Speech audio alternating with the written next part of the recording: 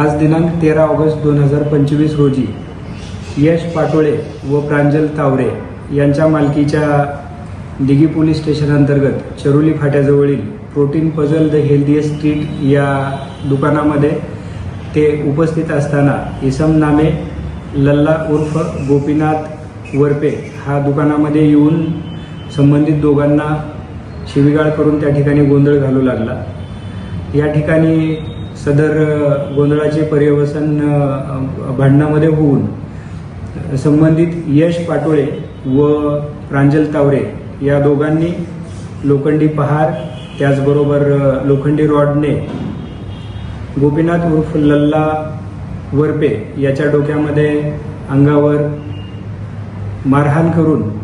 त्याला गंभीर जखमी केलेले होते आणि त्यानंतर